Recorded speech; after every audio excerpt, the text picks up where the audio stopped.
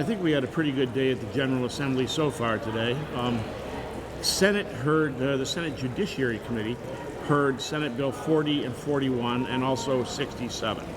41 is for the purchase permit repeal, 40 is for closing the church carry loophole, and 67 is a safe storage awareness program. It is not a mandatory gun storage bill.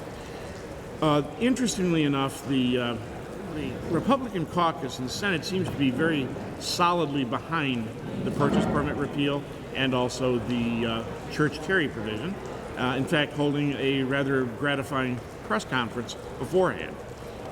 We also saw a number of pastors who came to testify for the church carry concept because they want the ability to protect their churches.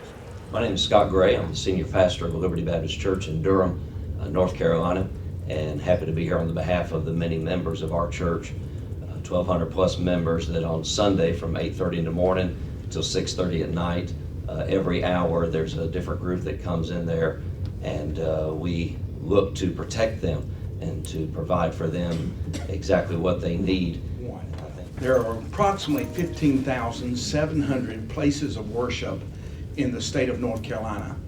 Of those, somewhere between 300 and 500 have a school ministry like we do, a church school, Raleigh Christian Academy.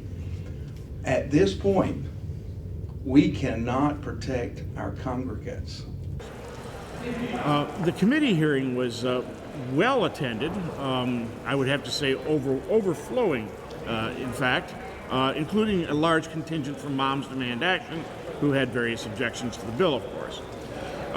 The interesting thing about the church carry bill that they seem to misrepresent is the fact that what we are doing effectively is exempting a church which sponsors a school from the restrictions they would normally have for educational property.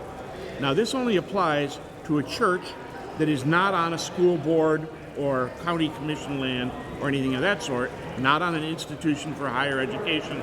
In fact, it applies only for churches which sponsor schools and only outside the hours of curricular or extracurricular activities with the schools. So the left has attempted to misrepresent that a number of times.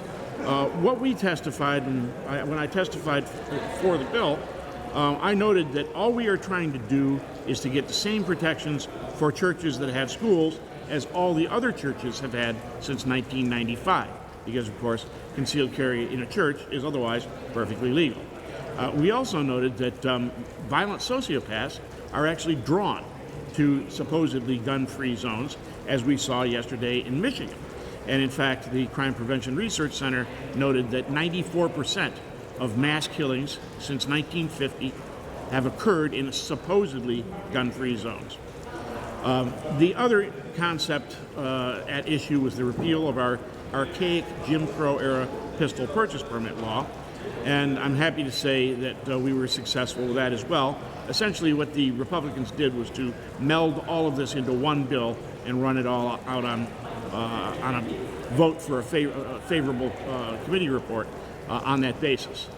The purchase permit repeal, we noted that we've now had to file 4 lawsuits against sheriffs in order to get them to comply with the law and issue permits on a timely basis. These are arbitrary restrictions, and the Republicans on the committee generally agreed with us. And so, consequently, purchase permit repeal also was acted upon as part of this new omnibus bill, and it passed out of the Senate. At this point, the combined bill will now go to the Senate Rules Committee, and presuming it gets a favorable report there, we'll head back out to the Senate floor for a second and third reading. Meanwhile, this afternoon, we have the same 2 concepts in 2 House bills, House Bill 50 and 51, which will be heard by the House Judiciary 3 Committee at 3 o'clock this afternoon. We do anticipate success there as well, and so it's going to be a matter of which bill moves fastest and how exactly the chamber passes these things. Of course, the advantage we have now is that unlike when we passed church carry and the pistol purchase permit repeal in the last session of the General Assembly, this time we have a supermajority in the Senate and one seat shy of a supermajority in the House in order to override anti-gun Governor Roy Cooper's vetoes. So we anticipate success on these, and we'll give you more reports as the information becomes available. And personally, I would like to offer my thanks to all of the volunteers of Grassroots North Carolina.